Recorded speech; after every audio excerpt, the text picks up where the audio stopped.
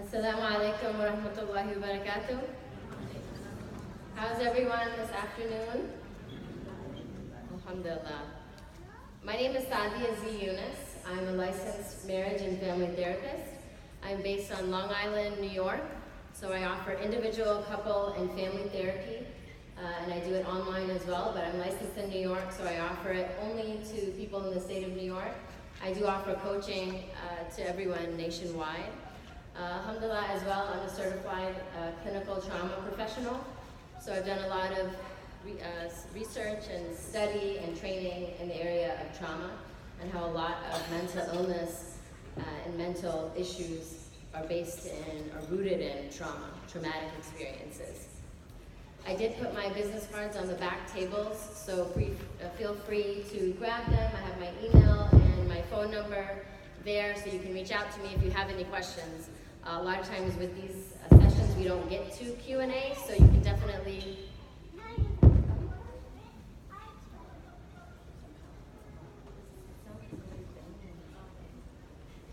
Sorry about that. I was wondering where the banging was coming from. So definitely you can feel free to reach out to me, inshallah, individual, in my email and my phone number. So my topic today is how can I overcome barriers between myself and my child? أعوذ بالله من الشيطان الرجيم بسم الله الرحمن الرحيم أشهد أن لا إله إلا الله وحده لا شريك له وأشهد أن محمدا عبده ورسوله رب اشرح لي صدري ويسر لي أمري واحلل عقدة من لساني يفقهوا قولي ربنا زدنا علما. So beginning off with that, and I loved your talk, Jazakallah khair, and it really can take us and put us in that mindset of being Allah focused, right? Even as parents. So we heard the beautiful reflection of, guiding our daughters in the way of Allah subhanahu wa ta'ala, where Allah subhanahu wa ta'ala is the ultimate goal and the ultimate focus and priority. And it really is shifting that priority, even as parents, to Allah subhanahu wa ta'ala. Because as parents, what can happen is that we have so much of our own baggage. Alhamdulillah, I'm a parent of 4 children. My daughter's 13, my son is 12, my son is 6, and I have a 2-year-old daughter, alhamdulillah.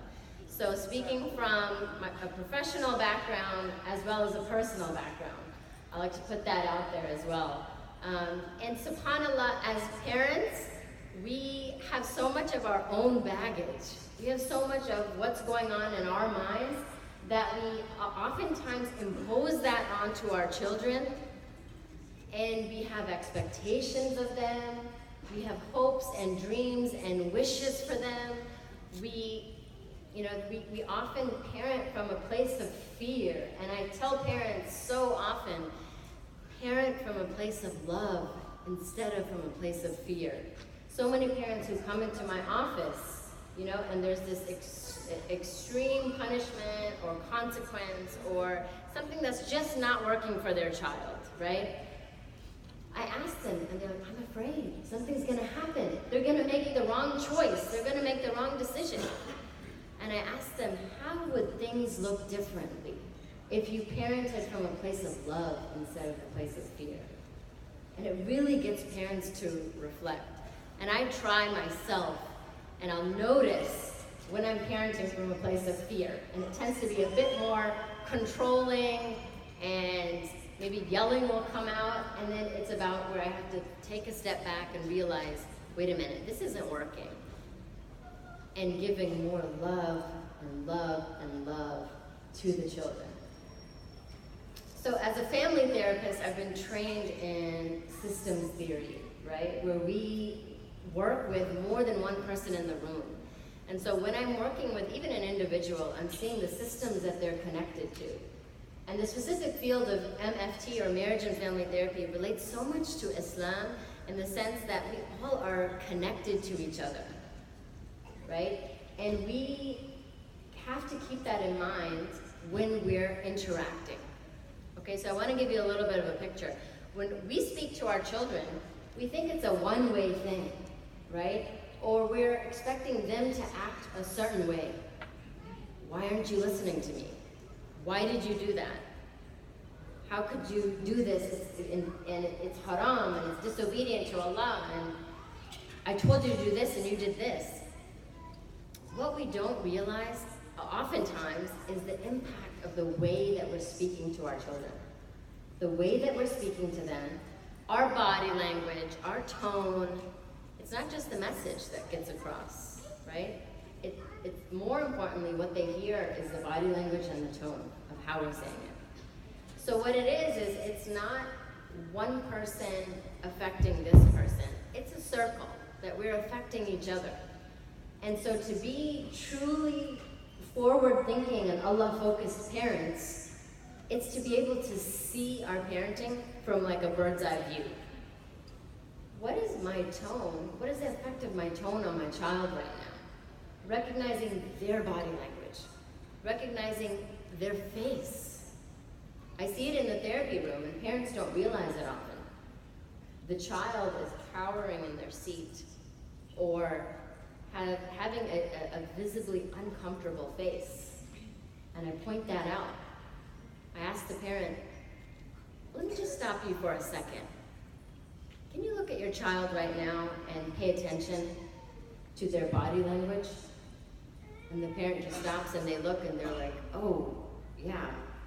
And so realizing your effect, your imprint, your effect on your child, and seeing that it's not just that one way. So overcoming barriers between ourselves and our children. So now picturing ourselves in this place where we don't have this connection with our children. They're spending more and more time on their screens and more time in their room. We don't even have dinner together.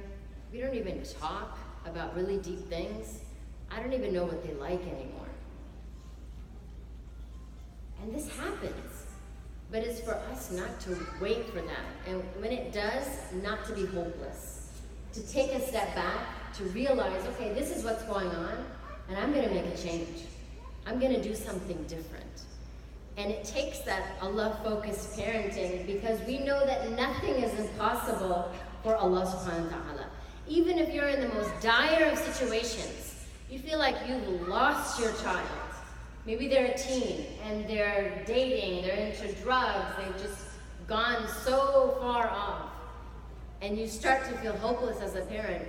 What can I do? I can't do anything. I try this, I try this, I try that, and they're not changing. Guess what, parents? This may be news, but you are not in control. As parents, this is a mistake that we make. We think we're in control, that our type of parenting will lead to this type of child. And if there's a certain child in the community that's done something, or maybe we find out something bad that they did, we're like, what did their parents do? We start judging the parents and their parenting. And for us as parents, it's for us to realize that we just do the best that we can. We strive and we struggle and we try to do the best that we can, and the rest is up to Allah subhanahu wa ta'ala. Knowing that and believing that, right? We put our hard work, blood, sweat, and tears. Believe me, I've been in that with all of you. And leaving the rest up to Allah, that I don't have control. I can guide them, I can tell them as much as I can, but Allah subhanahu wa ta'ala will be the one to guide them. And this is a mistake that so many parents make in the teen years, and then even with adult children, is we think that we can control them and make them do something. And it's about realizing you do your best, and then once they hit puberty, their book is open. It's their book now. Of course you don't take a step back. You're there to lovingly guide them, to lovingly give them your wisdom of years of being on this earth far longer. But it's their journey. It's the journey that they are going to take now. And it's not about pushing them forward anymore. It's about holding their hand and say that I'm with you on this journey. I will guide you. I will give you words of wisdom. I will try to remind you of Allah subhanahu wa ta'ala being the ultimate goal but it's your choice. And so I love what you said also about asking questions, because it really gets them to reflect. Is this something that is pleasing to Allah? Or is this something that will take you in the wrong direction?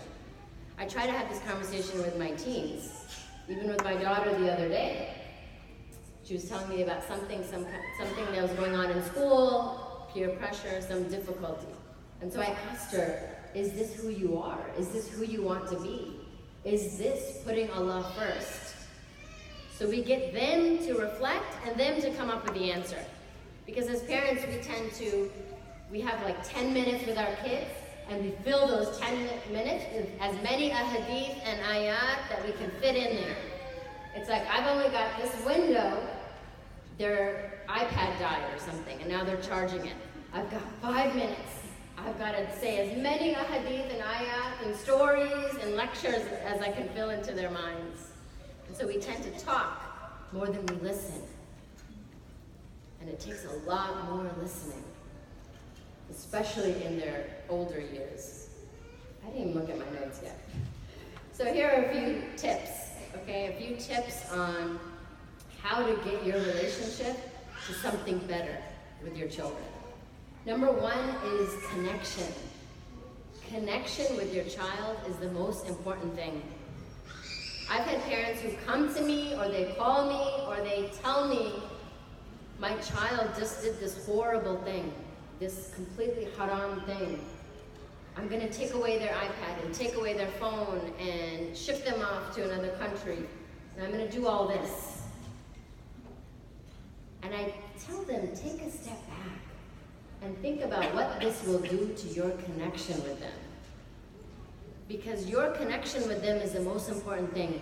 Because once you've been taken away from somebody that they respect, somebody that they trust, somebody that they will listen to, you no longer have authority. You no longer have that place for them to come to. And that is what is essential, that you provide for your children a safe space for them to fall. They will fall. They will make mistakes. They will drive you crazy. But if you don't provide, if we don't provide this safe space for them to fall, they will go find it elsewhere. They will find it elsewhere, and then we'll be in a worse position with them. And so there's specifics on how to handle a situation when they do something wrong, when they fall, when they fall into sin. But it's really about holding their hands and helping them through it. Sitting down with them and saying, okay, so this happened. So you did this. And we both know that this is not something that Allah subhanahu wa ta'ala is pleased with. So what are we going to do about it together? I'm here with you. I love you no matter what you've done. And I will stand by you for your entire life. But this happened, so what are we going to do about it? Let's figure it out together. You see the difference? Connection with your child. It is something that can easily be broken. This is what Shaitan wants. He fights to break relationships.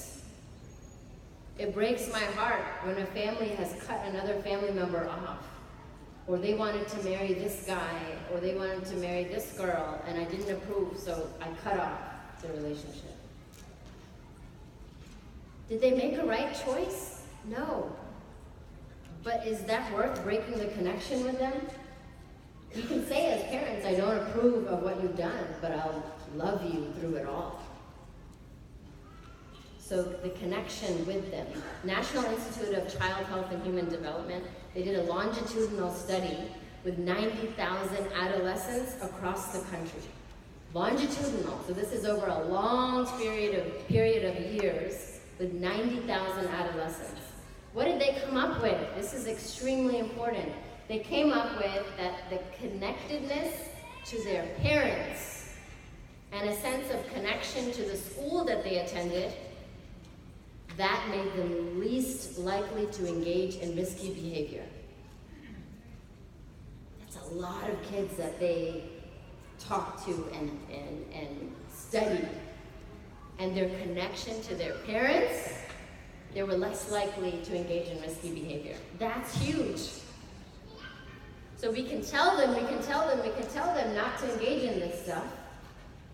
But the most important thing is my connection with them. Am I spending quality time with them, one-on-one? Believe me, I've got four different stages of life. I've got a teen, preteen, child in school, and a toddler. It's extremely difficult to give them one-on-one time, but absolutely essential. And that one-on-one time is 5-10 minutes in the day. What is that one-on-one time? What does that look like? So recognize your part in the picture as parents. We make mistakes. We make mistakes all the time. We are not perfect. And it's essential for us to show that to our children, because that will build that connection too. There was one incident in which I yelled at my son, and I don't believe in yelling or hitting or any of that stuff, but I'm human. And so I yelled. Immediately, it was just a wave of guilt, the wave of guilt. I'm like, why did I do that? I'm a mom, I'm a therapist, and extremely self-critical. So I'm like, why?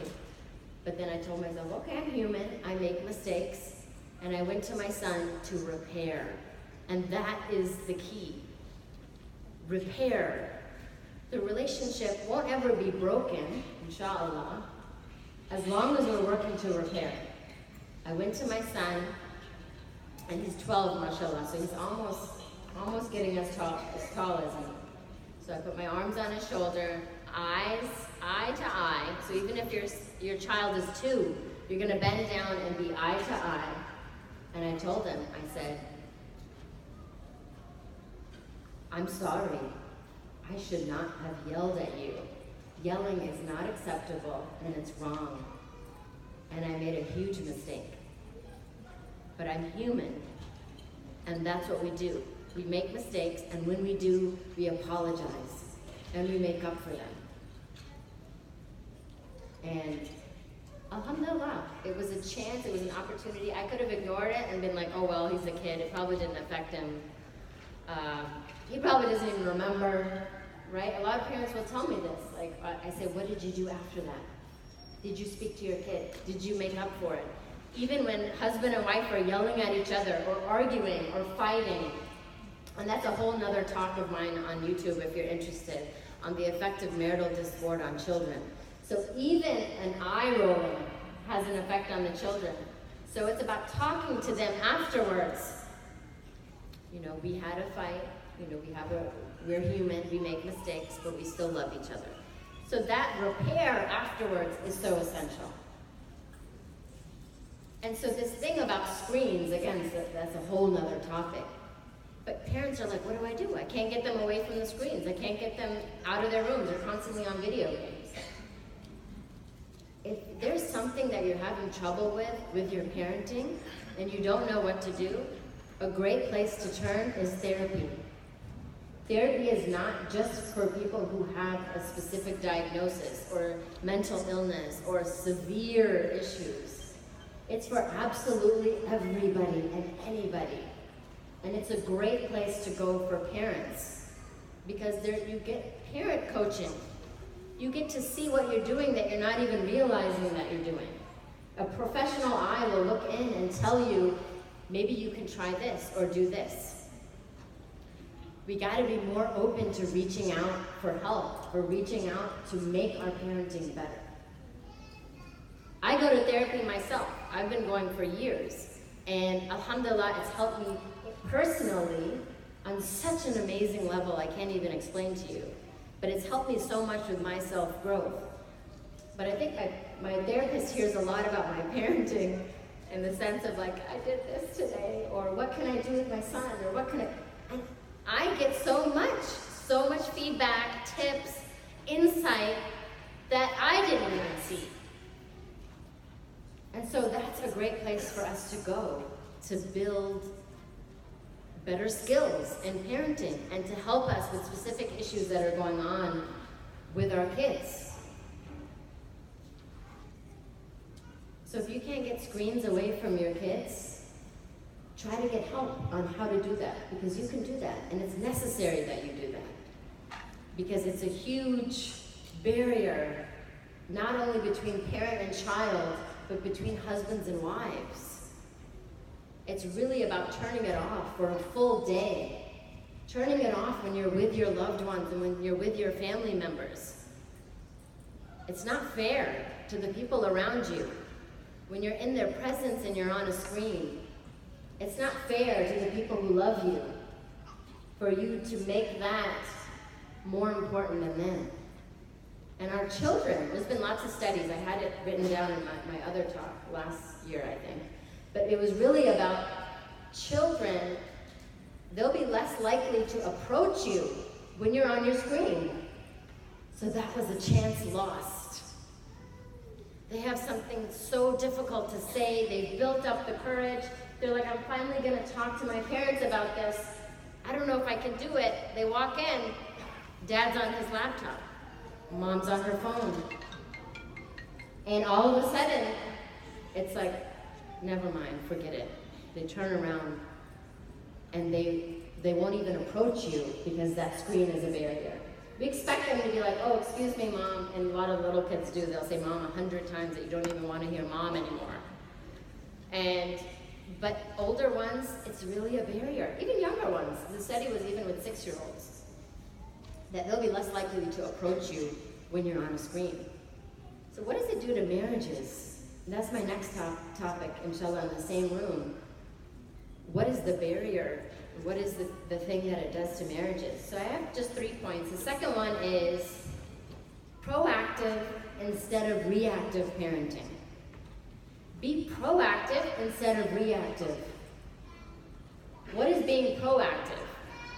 There's a lot of things that you can do to be proactive. Read up on parenting. If there's something specific that you're dealing with, read up on it. There's so much out there. Have a weekly family meeting, a family gathering of when you're coming up with tips, tricks. Okay, when this happens, how are we going to deal with it? Sometimes it's the exact same thing, where they say every morning we have to have this morning routine and we're yelling at each other, we're running out of the house, we're screaming at each other. If you can predict it, you can prevent it. If you know that it's going to happen, you can prepare and plan so you can prevent it. If you know that your child gets anxious when you're about to leave the house, you can prepare them in advance. And that's just some of the tips that you can do. But being proactive. What is your parenting mission? What type of parent do you want to be? Do you even know? Or is it just going with the flow and just dealing with the kids as it comes along? Make sure you have a parenting mission of what type of parent you're going to be. And make that a mantra in your mind. For me, it's love, love, love. Love them, no matter what. Because I tend to be hypercritical of myself, so that makes you hypercritical of your kids, right? It's recognizing how you are with yourself, because that's often how you're going to be with your kids. If you're judgmental of yourself, you're going to look at your kids and be like, oh, fix your shirt. You know, I'll be in session and parents will be like spending half the time saying, oh, fix your shirt. Don't sit like that. You know, be respectful. And so it's something to point out about, like, where does that come from? You know, why do you feel the need to constantly, criticize your kid or point these things out? So what is your parenting mission? What type of parent do you want to be? Researchers remind us that we need, and this is from Gottman's research, 5 positive interactions to every negative interaction to keep any relationship healthy. 5 positive to every 1 negative. So if you're going to say 1 negative thing to your kid, you better come up with 5 positive things. Because what is it? It's infusing the positivity. Infusing the positivity in there. So correcting, reminding, scolding, criticizing, nagging, yelling, it's important to have 5 positive connections or words of encouragement and words of love. There's this thing, I don't know where it comes from, maybe culture, maybe our own upbringing. It's where we can't give our kids praise, or we can't encourage them, or we can't give them, words that will bring them up. I don't believe in any of that. Our kids need more love, more encouragement, and that will uplift them. Stop comparing them to other kids. That doesn't help. Telling them, you didn't do this. Why did you do this? Eliminate why from your language. Eliminate always and never. And give them positive statements to uplift them. And that will also build your connection. If dad is always criticizing me, do you think I want to hang around dad? I will avoid him. If my mom is always yelling at me, do I want to be around her? Do I want to spend time with her? No, I'll probably avoid her.